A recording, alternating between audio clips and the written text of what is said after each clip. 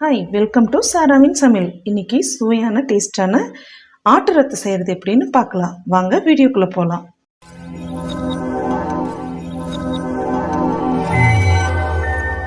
இப்போது ஆட்டு ரத்தம் செய்யறதுக்கான தேவையான பொருட்கள், நான் 1/2 கிலோ ஆட்டு ரத்தம் எடுத்திருக்கேங்க.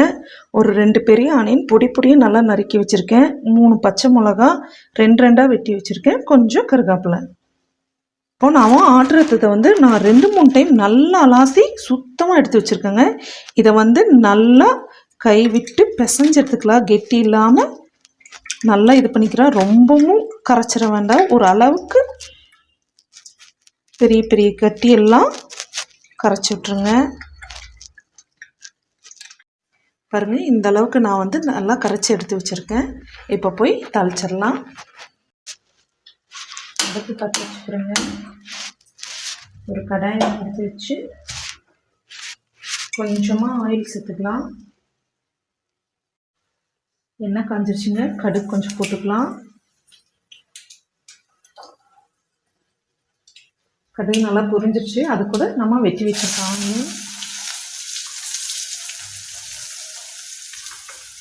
பச்சை மிளகா, கொஞ்சமாக கருவேப்பிலை போட்டு நல்லா வதக்கிக்கலாம். ஆனியன் பச்சை வாசம் போகிற அளவுக்கு நல்லா வதக்கிக்கலாங்க. ஆனியன் நல்லா வந்துருச்சு. இந்த ஸ்டேஜில் ஒரு 10 டீஸ்பூன் மஞ்சள் பொடி போட்டுக்கலாம். அதையும் நல்லா வதக்கி விட்டுட்டு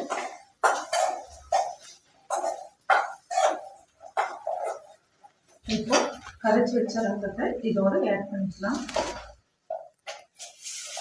சொல்ல மறந்துட்டேங்க, ரத்தத்தில் ஆல்ரெடி உப்பு இருக்குது. அதனால் நம்ம உப்பு சேர்த்துற வேண்டாம். உப்பு இல்லைன்னா போட்டிங்கன்னா கரிச்சிடும். ஆல்ரெடி நீங்கள் ரத்தம் கொடுக்கும்போதே அதில் உப்பு போட்டு உரைய வச்சு தான் நம்மளுக்கு தராங்க. அதனால் நம்ம உப்பு போட தேவையில்லை. நல்லா ஒரு கிளறிட்டு அப்படியே விட்டலாம். நல்லா வெந்து வைக்கும். பாருங்க, தண்ணியெல்லாம் நல்லா சுண்டி வந்துருச்சு. நம்ம ரெட் கலரில் போட்டோம், எப்படி பிளாக் கலரில் ஆயிடுச்சுப்பாங்க.